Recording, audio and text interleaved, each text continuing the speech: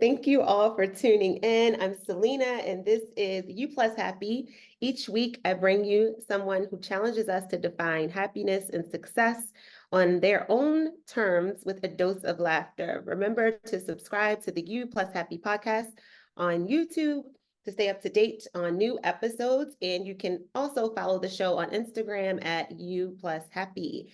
Today, I have Rhema Tilman, Navy vet, two-time award-winning host of the podcast Today with Ray. Welcome, Rhema. Hey, Thanks for being here with me today. no problem.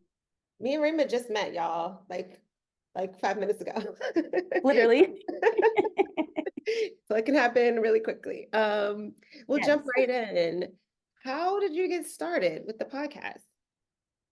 Yeah, that's a great question. I would first like to say again, Selena, this is great. Again, we met just on Facebook, but it's always humbling when you're the one being asked questions. So I love telling my story. I started out as a community manager for a startup company. And the startup company was like this incubator for small businesses.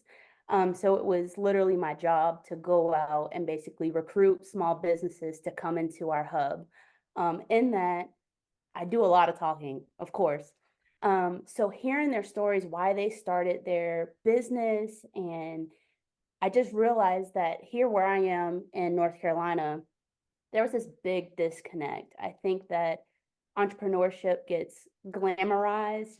Everyone's like, oh, we're leaving the 9 to 5. But it's just like, no, these people are putting their life savings to work 28/8 now. And so I really wanted to capture and highlight these people so that we can build in our local economy and make sure that these small businesses don't have to go out of business. So I started my podcast in September of 22. So still kind of new to the game, but I love every bit of it, just to hear their stories and really see their passion when they talk about their business. So that's how I got started. Okay. So the podcast is the what's the goal? So it's to talk to entrepreneurs, to have the Yeah, audience and how it's that lifestyle works. the main goal is to highlight everyday entrepreneurs and really just share their story. Is it weekly? So I batch and I kind of do like talk show form. I do 10 episodes in a season. And um, after that, I just kind of like I Netflix it basically. So like, because life happens. So I batch everything. I do a season. And then if I have time to do another season, I do it kind of like Netflix.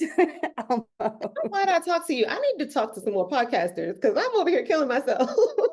Yeah, I I thought about that like, oh, when I first started this, like, okay, this needs to be weekly because like I need Yeah. to, have my foot on the gas. And but it's just me. Well, it used to be just me and life, it lives. I mean, I'm a wife, I'm a mom, I got 3 kids. And so like this, while it's very much my passion and joy, I had to realize like what my plate looks like at the same time. Oh So my God, like I needed to yeah. hear that. That's so Mhm. important because it feels like especially like in our, I always talk about this, like in our culture or whatever, it just feels like go, go, go, go, go. And like Mhm. you gotta hustle and grind. And Yeah. there's not a lot of talk about that space to relax or to just do other things that you need to do. Mhm. And I really like the idea of you can do whatever you want to do in your way, like in Right. whatever way works for you. So you're like, I'm going to do 10 episodes. That's what I'm going to do. And then I'm going to batch it and Netflix it. Um, Yeah.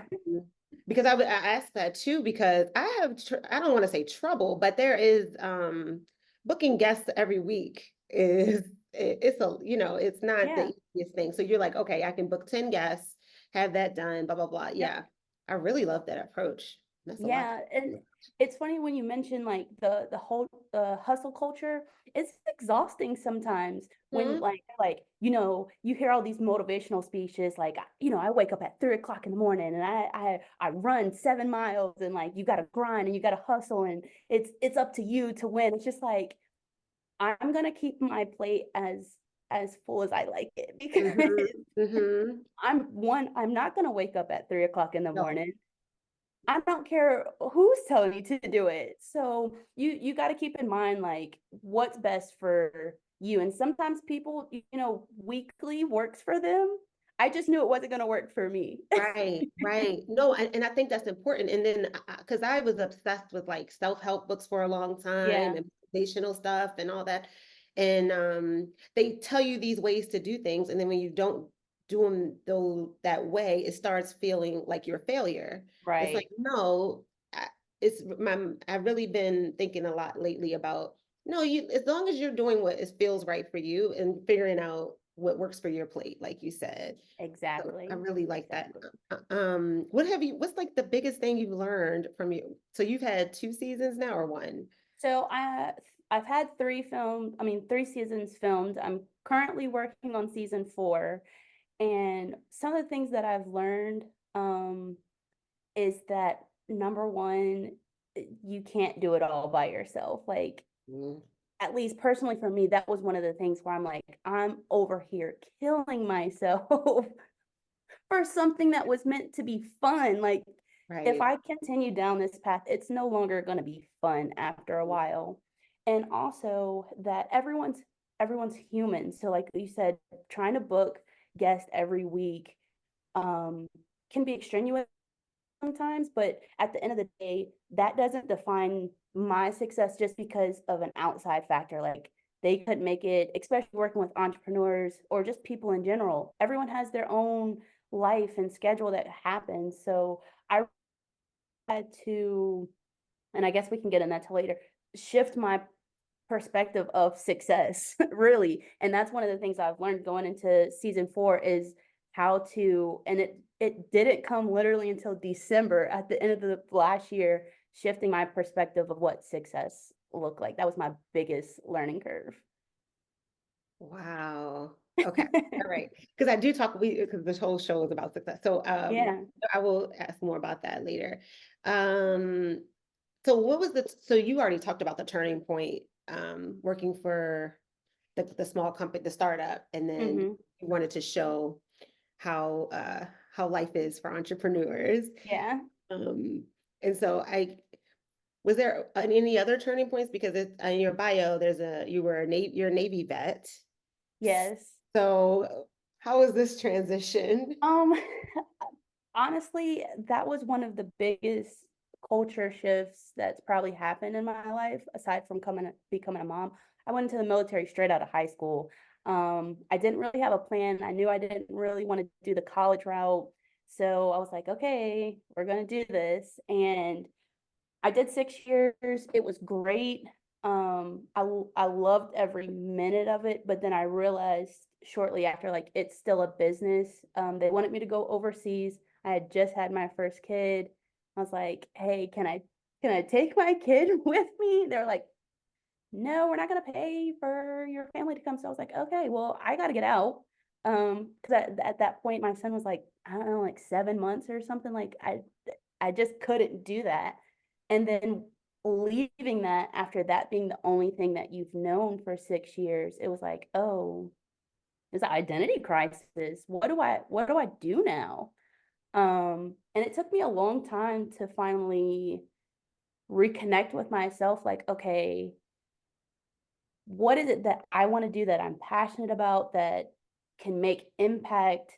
And it really wasn't until I started working with that smaller company being the community manager, which was years later, um, that I really had a, perspective shift of doing something that I love doing. And I know everyone says, you do what you love and then you'll never work a day in your life. And that really was what kind of happened when I shifted outside of the military and became that community manager again, because I love talking.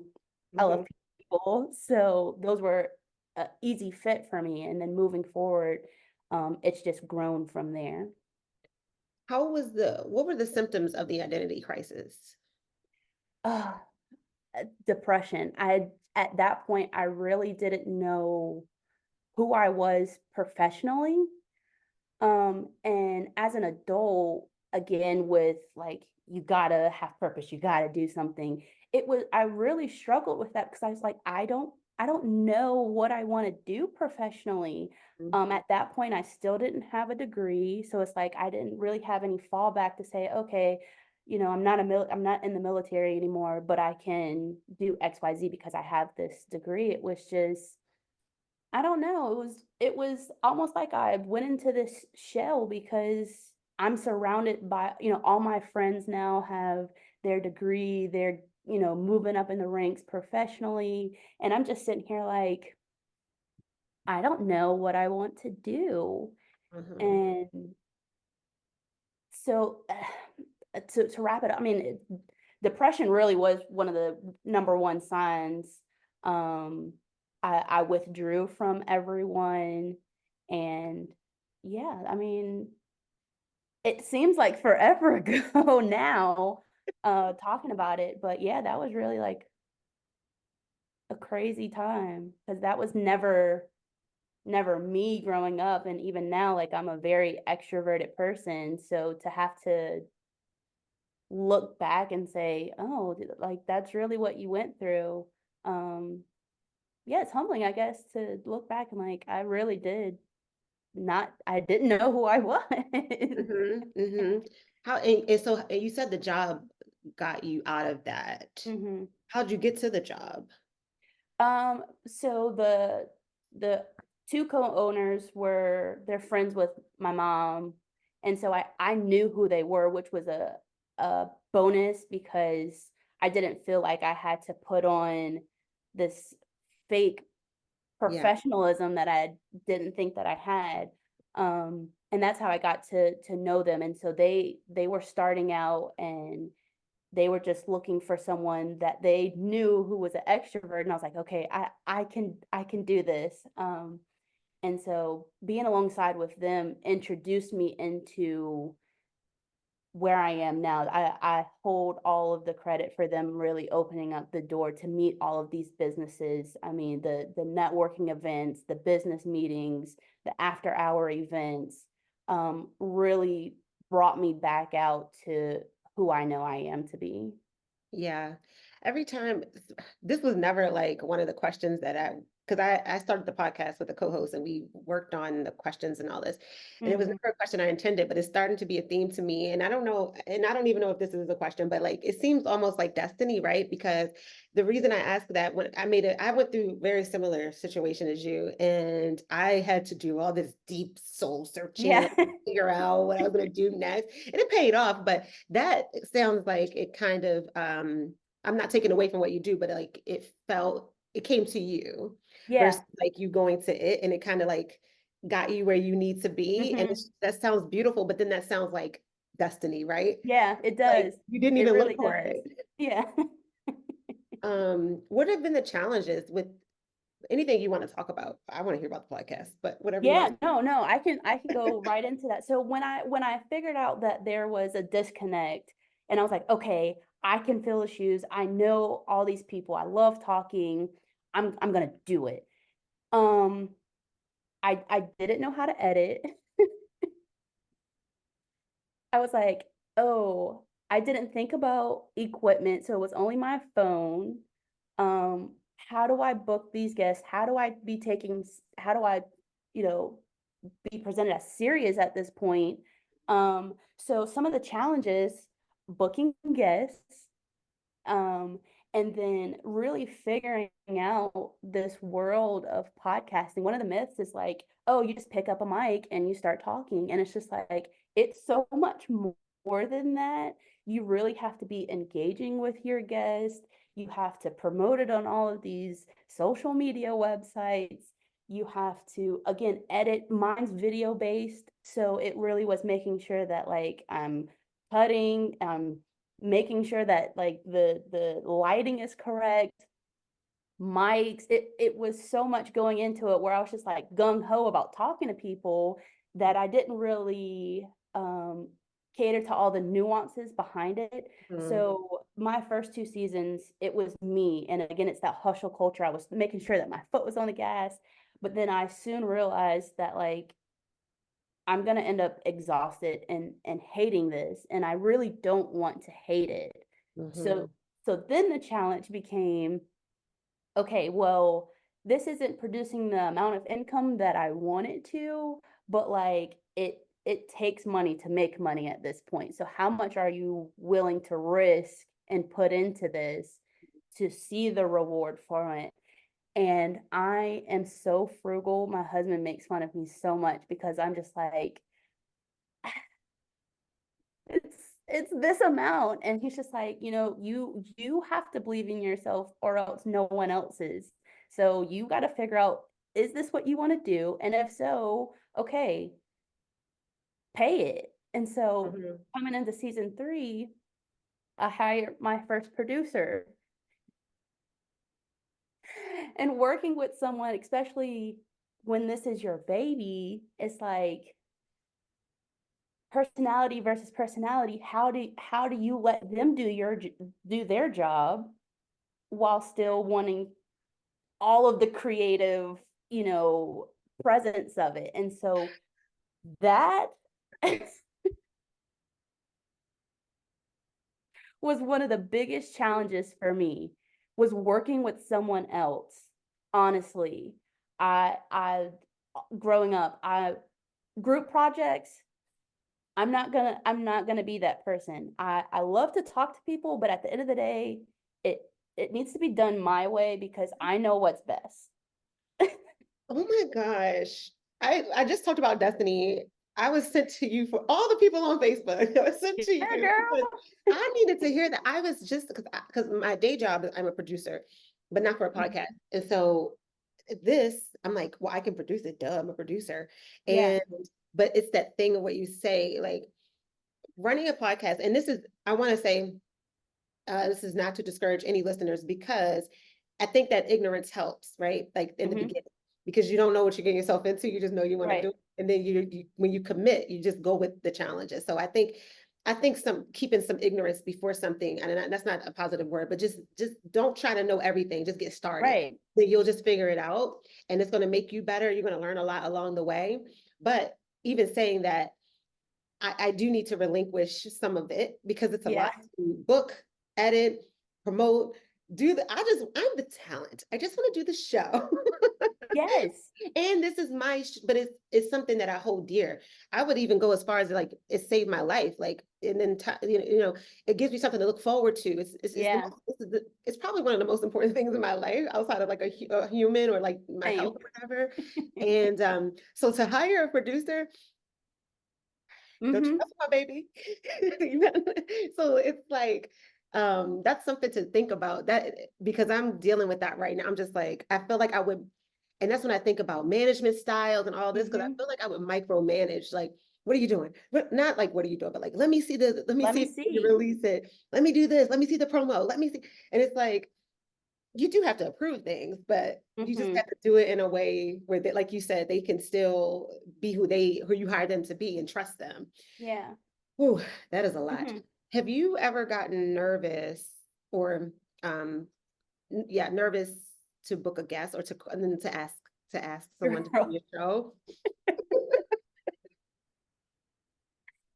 Yes. I mean, going into this, I was so nervous, especially within the span of me leaving the community manager job and starting my podcast. Again, I had a slight retreat, not as long as, coming out of the military, but I was like, okay, here we go again. Who am I?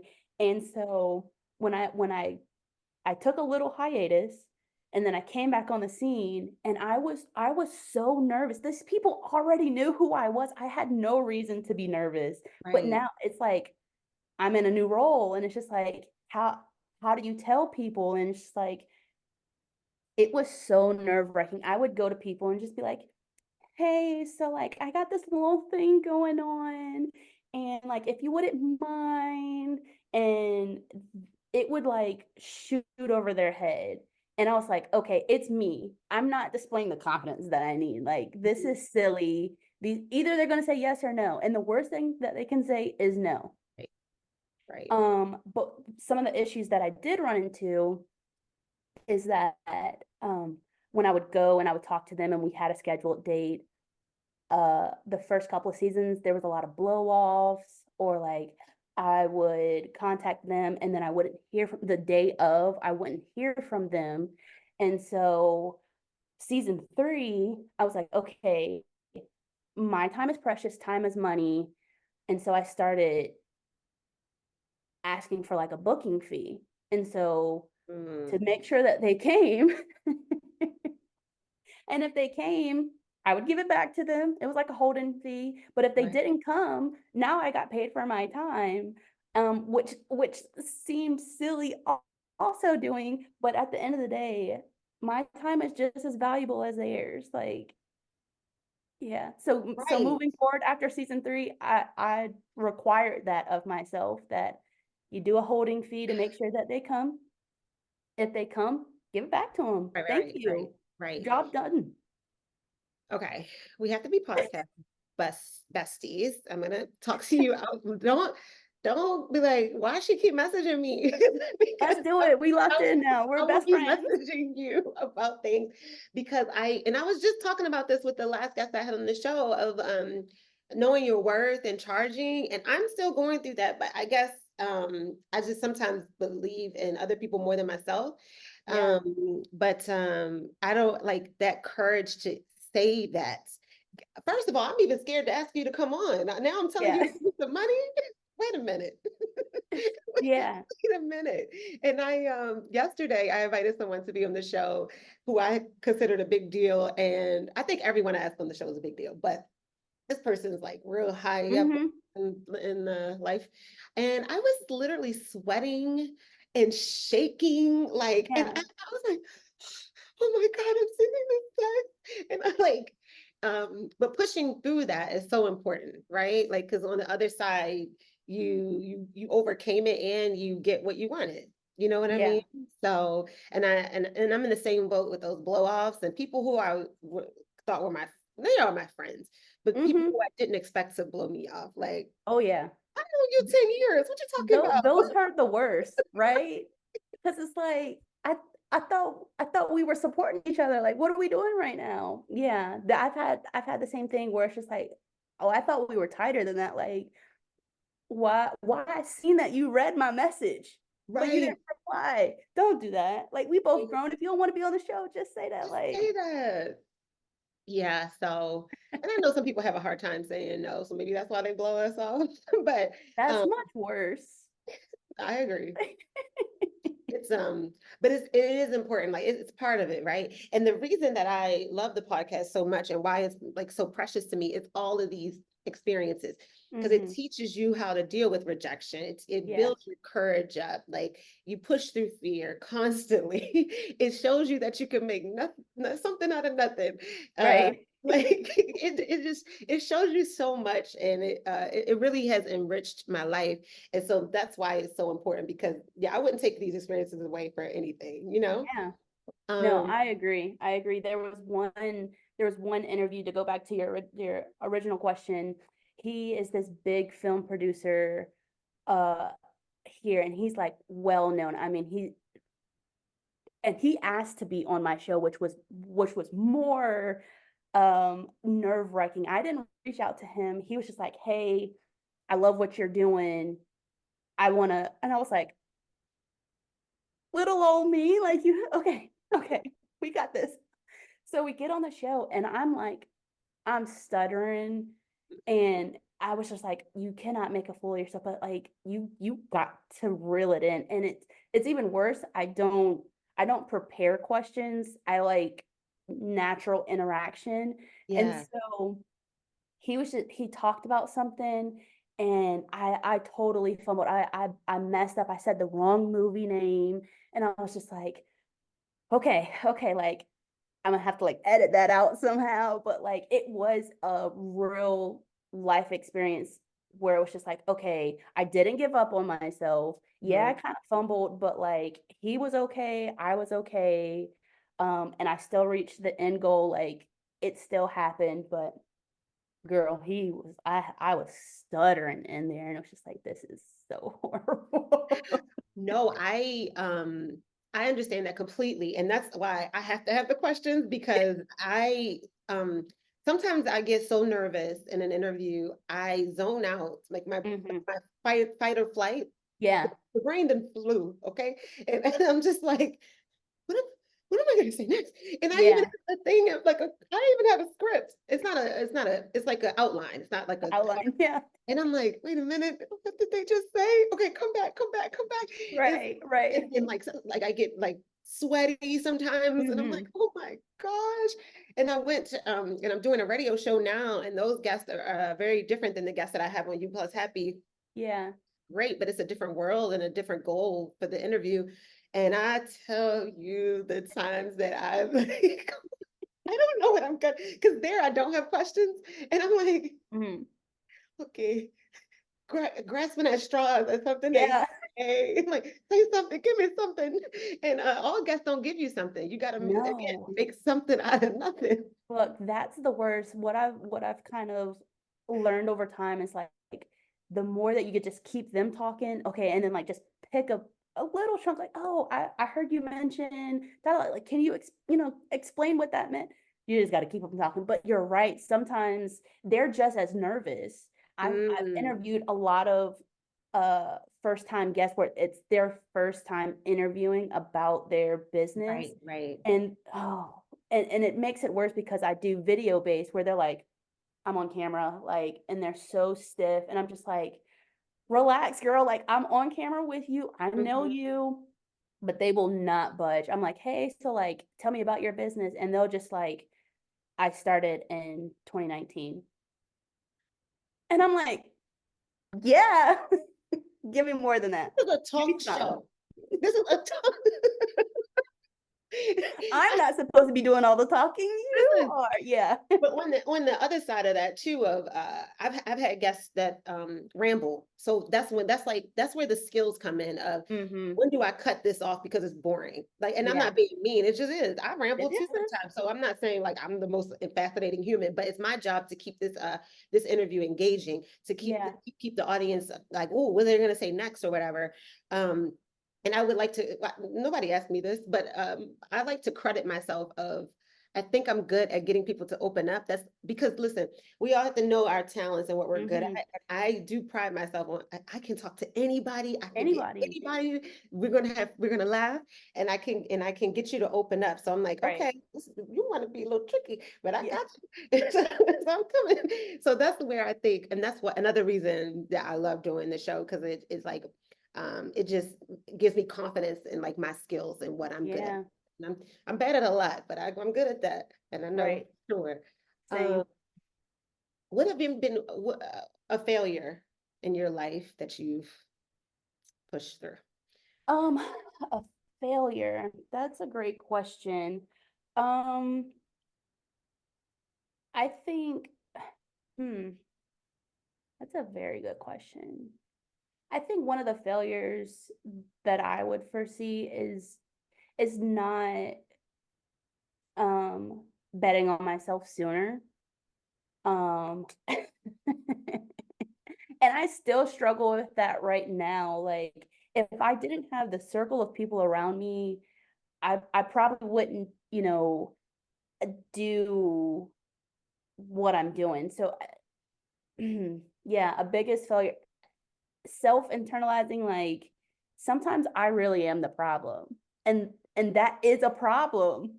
That's one of my biggest failures is self-internalizing to the point of doubting myself. Um, it wrecks me because all of these outside people, they're like, no, you're doing this and you're doing that and you're so incredible. And I'm just like, am I?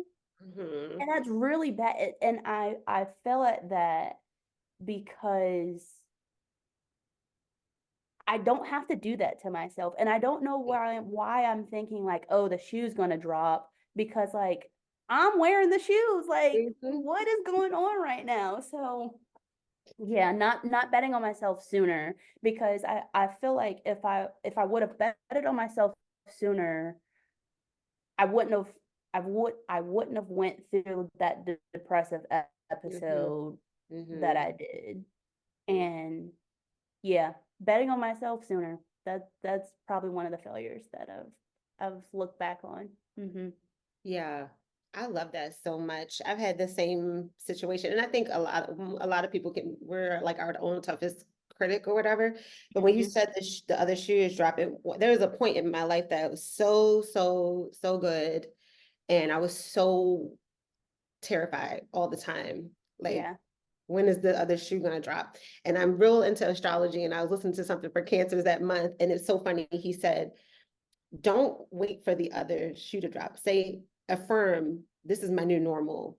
Yeah. So I say that all the time now when things are going well. Like, this can just be your new normal. You can have like a nice life. It doesn't You have really to, can. you can just have like a nice life. You paid your dues, sister. Like, it's been bad for long enough. Right, right. Have a good time. Like, mm, That's so true. I'm gonna use that. This can be my new norm. Like yeah. it That's really really can. stuck with me. It was very helpful instead of like, what's gonna happen?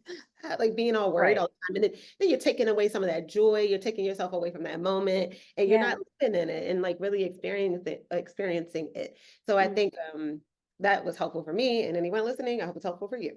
yes. What's your biggest motivation? We've talked about like all the benefits of what we do, but Hmm. what's your biggest motivation? I would have to say my kids, honestly. So I have 15, 8 and 7 year old.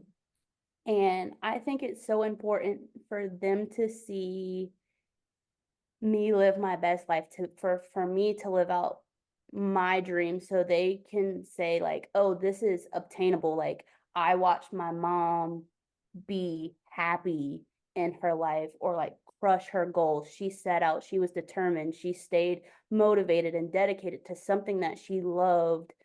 I think that's my biggest motivator. I mean, money helps too, but like for my kids to grow up and watch that, like I'm living out my best life, is Mhm. extremely important because I want them to know that it's achievable, it's attainable. Yeah.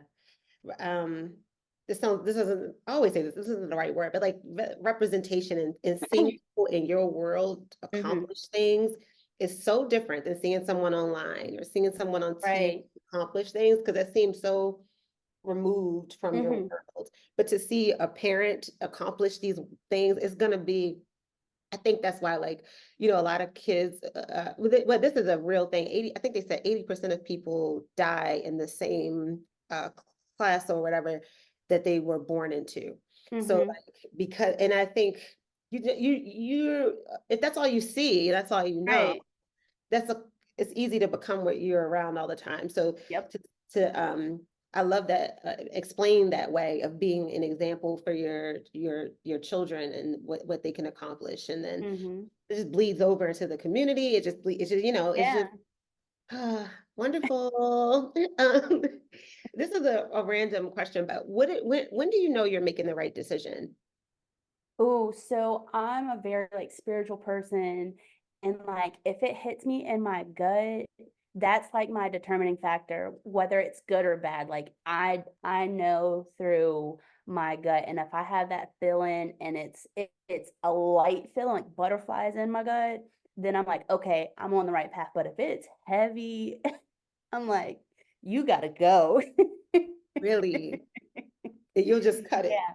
I just I understand, and that's one of the mantras that I tell myself also, that not every opportunity is my opportunity. And I know that I can trust myself and my discernment in making decisions, especially when you're booking someone. Like if it doesn't mesh, then that's just not the opportunity for you. Or, in the future looking for sponsorships for your show, or like expanding your hosting roles, whatever that next thing is, like you got to be able to trust yourself, because you got to live with this decision and whatever consequences come from that. I'd say that all the time. There's good consequences and there's bad Mm. consequences, but for every action, there's a reaction, and then for every choice, there's a consequence. So like, I really rely on my gut feeling going into everything. Yeah. What are your, if you're comfortable sharing, if not, it's Yeah. okay. But what are some of your spiritual practices? So I'm a firm believer of like meditation. I pray. I wouldn't really say that I align with any like religion. Mhm, Um, but I do pray. I do believe that there's a God out there. I meditate because I really believe in manifestation. I believe that what you put out into the universe is something that you will receive, whether that's good or bad. mhm. And I definitely affirm myself every day. So between all of those practices, that's how I carry out my life. Yeah. I am such a huge fan of affirmations. I think they are the most, I don't want to say the most, but in my life, one of the most important tools that I've come across. Yeah, Practices. It's free.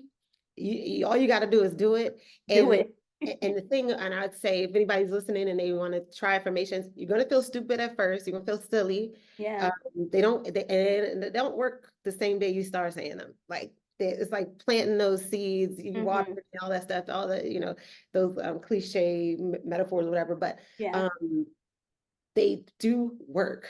Like some of them take years or whatever, but like Hmm. I guess I'm talking about manifesting too, but just like they've helped they've transformed my entire life. Yeah.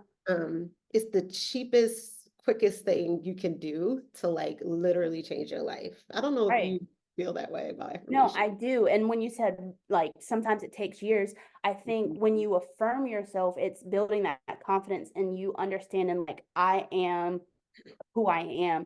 Mhm. And funny enough, one of the affirmations and manifestations did take years. So I started telling myself back in the end of 22 going into 23 that I am, a superstar. I'm worth something. I am the next rising star in Mhm. this community, in this community, right? And I said that every day to myself, and I saw myself transform in the community. People are like, "Oh my God, yeah, like you're." I know my hair is in braid, but it's normally green, so everyone started recognizing me. That's the thing. They're like, "Oh, you're Rhema," and I'm like, I am like, hey. So I started like, I'm the next rising star in this community. I'm the next rising star. I believe in myself. And sure enough, last year that I made the Biz 100 list in our city for rising star. It took a year. That's just, I feel like that's just like the universe getting you prepared. Yeah, Like, because we're not always ready for the success we see. You got to become that that part. person. So that is, I trust however long it takes is how long it's supposed to take for you. Yeah. Some, there's a lot there, but what was I gonna say about those Dargon affirmation? Oh, and it's too, it works the opposite way too. When you affirm whatever you're saying to yourself, you're affirming it Hmm. over and over again. So even when you say negative stuff like, well, I'm not gonna have the money, or I'm not gonna Yeah, do this, those are also affirmations. They're not absolutely. called, they don't I think people hear affirmations and they think of them as these positive, light, feathery things. No, they're whatever you tell yourself all the time uh, Yeah. about yourself. And your brain is listening and you're saying, and your body is taking that in. And so that's I do want to say they work the opposite way too. No, And very much so. for sure. Very much so. Yeah. I love hearing you say that about that affirmation about the podcast and about who you wanted to become, because I think I know I've experienced just not believing, even though I believe in the show, not believing in the success around it and not Yeah. believing it can go a certain way. And that'll stifle you too. Like you said, your husband said of if you don't believe in yourself, other people, no one else is going to believe in you. And Yeah. it's so true. I think because I started the podcast in 2020, and I think it could be a way further along because I've Hmm. been pretty consistent with like maybe a year hiatus, but pretty consistent. It could have been, I think everything happens for a reason in the way it's the order it's supposed to. But a lot of that was because I didn't believe in my, I believe in the show, but like I didn't believe in Yeah. my personal success as a No, whole, I hear that. and so changing that mindset you approach everything different, or that mind, the frame of mind and your perspective on it or whatever. And so I think that's important that you said that you see the show as something else, you see yourself as something else. Yeah. And so the world is mirroring that that's Yeah. the Yeah. I love that. You talked earlier about the people around you and how important that's been. What are the qualities that people have to be in your life? So one of the things, they have to be more successful than me. I want to be the least, because if you're the smartest person in the room or you're the most accomplished person in the room, then how are you learning from Mm. people? And don't get me wrong, you can learn from anybody, but they have to be in a better position than I currently am myself. So I hang around a lot of other entrepreneurs, but that are, speaking at conferences. They're the main, person that's on stage. Or I hang around a lot of producers, but they've worked in Hollywood, and I aspire to be around people that are doing better than me, so that I can then be in the right rooms, and when it's time for me to step up, that I'm around all of the people then. How do So you get them to hang with you? networking is so crucial, Hmm. especially in the town that I am. It's small but Hmm. big at the same time, and a lot of people are starting to be transplants in here. But once you establish that core of people that are the shakers and movers and money makers around town, it really is about networking so much. Like I credit the people at the small business again for opening that door to meeting so many people. And the more you put yourself out there and the more you tell people, hey, I have this show, I am a talk show host, the more that they're going to be like, oh, well, you know what? I know a couple of entrepreneurs that can be on your show. Or, oh my gosh, yeah, you're a host. Oh, we have this event. Like, why don't you host the event first? Like, it's so crucial. I tell everyone that you have to network, you have to put yourself out there, you have to brand yourself, because people have to know who you are, Yeah, especially in the podcast world. Like, yes, digital everything is great, but there's something important about the interpersonal connections, because that takes you further sometimes than you can digitally. yeah. And that's so much of life is who you know, right? Like Yeah. even with the job that you got that led you here, your mom knew those two people. So Hmm.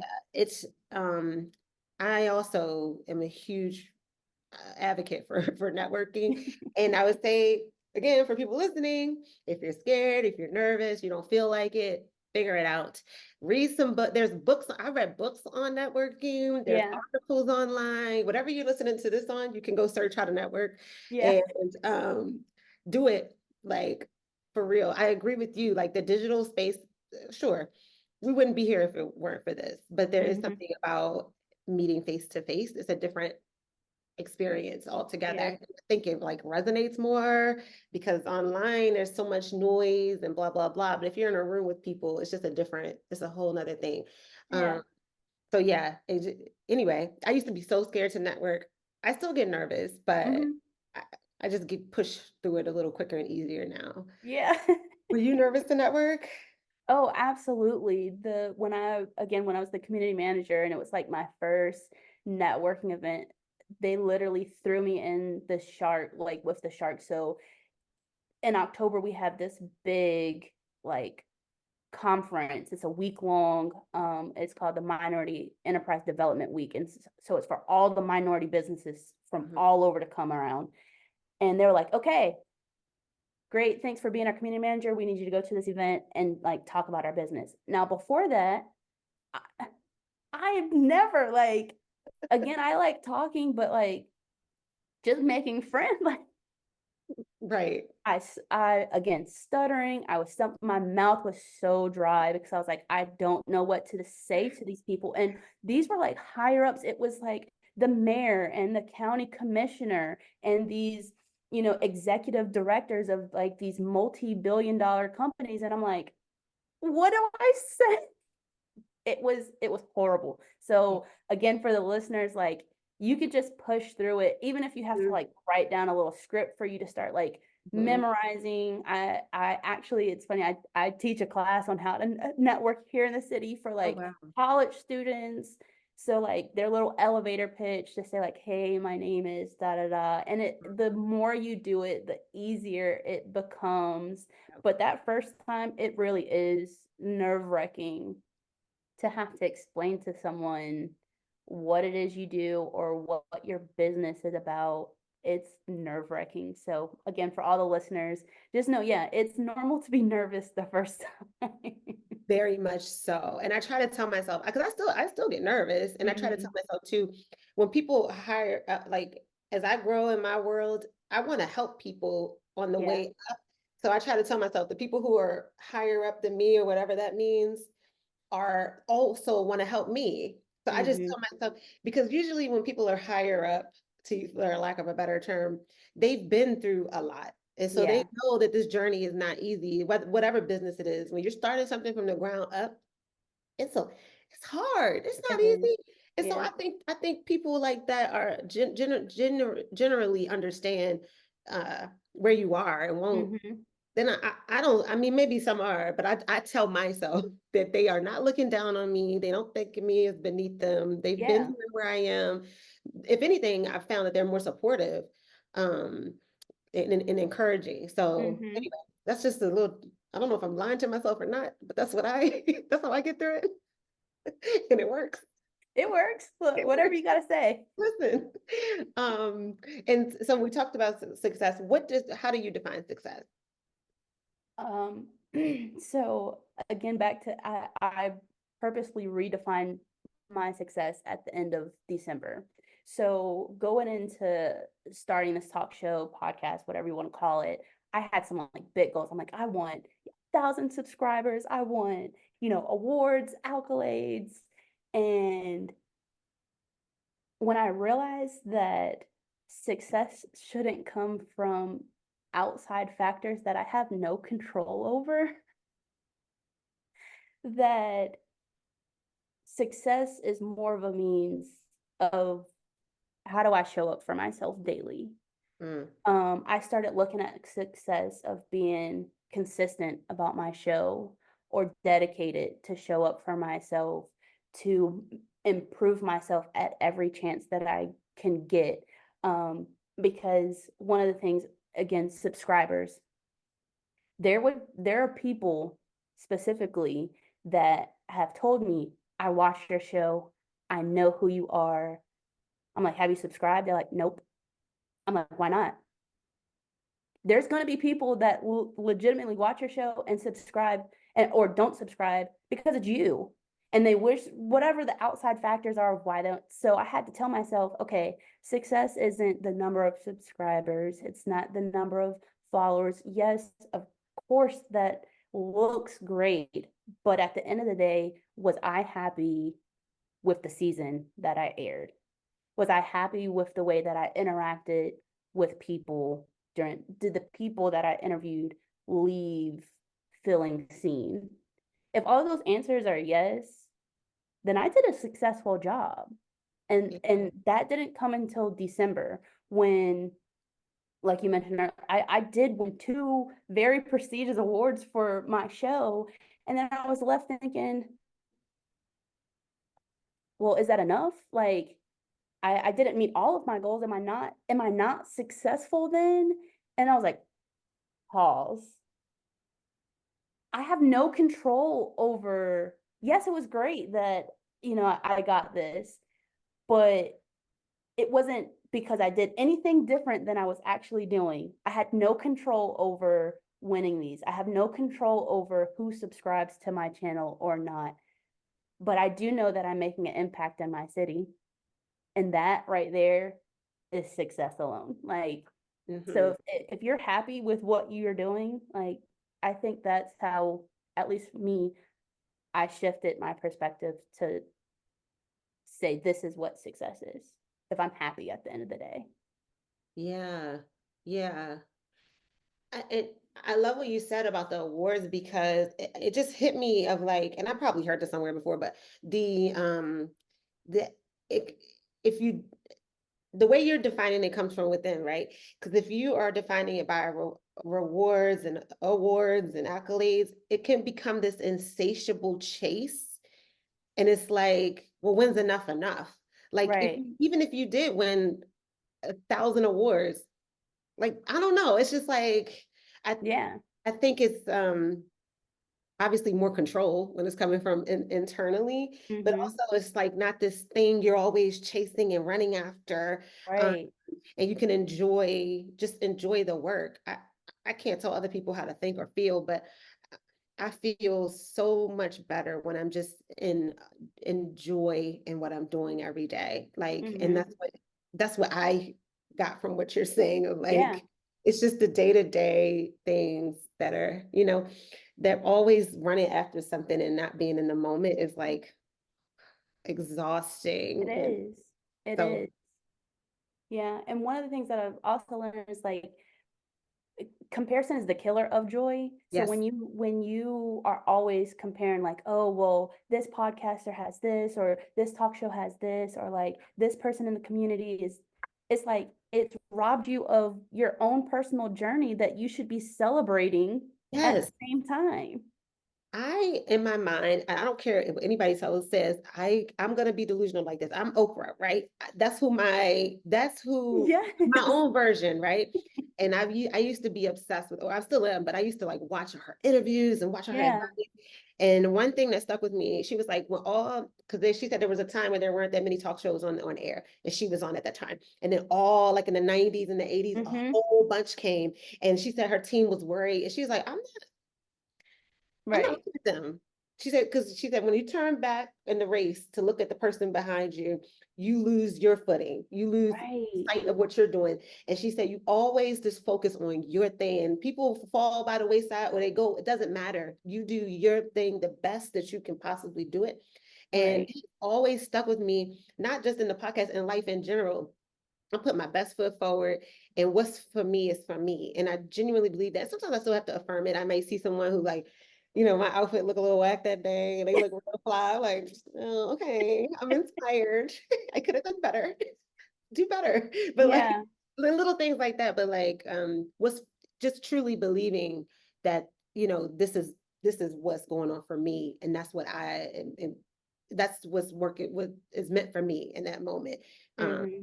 so I love that comparison stuff. You don't know what other people have been through or where they're going. Right. And it doesn't matter. It really doesn't matter. Okay. Well, we're up on time. This went so fast. I know. Like I feel like I've been talking to you for like 10 minutes. Right. That's how it is. Like again, the gut feeling when it clicks, like it that's a big thing that I think that time is just an illusion when you vibe with someone. It just Yeah. yeah, it feels like 10 minutes. Yeah, that's so true. Well, we have to stay in touch. Like I said at the top of the show, we just Yeah. well now we met an hour ago. Like it's so cool. I'm so excited. That's because we're both like to talk extra. Yes. What's your sign? A Gemini. I knew it. You did? Yeah, because I was like, I'm gonna stop doing that. I'm gonna start saying it first because Okay.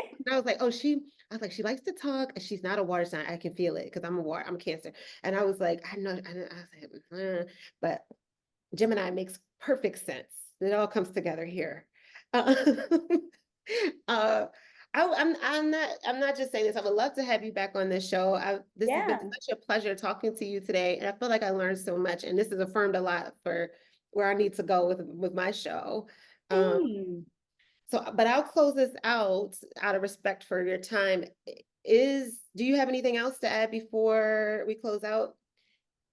Um, no, I mean if you want to check out my show. No, we're gonna talk about. I'm gonna plug that. Don't even. No, I'm just in the middle of season 4. It airs February 16th, so Okay. that's fun. But other than that, no. Okay. Are you on Instagram? Yes. So Okay. everything is at Today with Ray. That's RHE. That's everything. That's Instagram. That's the YouTube channel. Okay. Okay, I'm gonna follow you after this because we met on Facebook. So I Yes. will follow you and then let me know about. I want the guests to get something out of this as well. So like, if you want me, I don't, to plug closer to the date, February 16th, Yeah. and just tag me and I'll repost it or whatever. So, Thanks. gotta support each other out here. I just Absolutely. need reminders though. Yeah. Um, okay, I'll close this out. Thank you so much, Rhema, for sharing. I said your name right, right? Yes. Yeah. Okay. Thank you so much, Rhema, for sharing your time with me and inspiring listeners to redefine success for themselves. You can find out more about Rhema at Today with Rhema Today with everywhere. Ray. Yeah. Today with Ray. Okay, I'm gonna get better, y'all. You're good. Today with Ray. It'll be in the show notes as well. So please go subscribe to her channel and follow her. Sounds like she has a lot of wisdom and a lot of good tips and things to get through life. And so check the show notes for all the details there. And thank you, listeners, for tuning in. Again, I ask that you subscribe to the You Plus Happy YouTube channel, like it, share it. And you can follow the show on Instagram at You Plus Happy. So go on YouTube now or whatever, and go on Instagram, follow Rhema and I. It'll All take you the 2 best. seconds, just 2 seconds. And I ask the guests to say the tagline, which is, "We'll show you our definition of success if you show us yours." I like, oh, you want me to say that? Yeah, it's long. Oh, say it again. Chat it. We'll show you our definition of success if you show us yours. We'll show you our definition of success if you show you. You got it. We'll show you our definition of success if you show you our. Oh my gosh. I like it. I'm I not like gonna it. get through this. This is like Martin, like the end, the outtakes. I can you know, how Use many this for all the bloopers. We will show you our definition of success if you show yours. times yours. We did it together. Teamwork make the dream work. That was horrible. It was good. I like it. I like it. Is it RAY? Today with Ray? RAY? RHE. Mm-hmm. RHE. Okay, Yeah. I'm going on there. Do it now because I'll forget. Everybody do Okay. it now. Thank you so Thank you so much. This has been so much fun. so much fun. Yeah.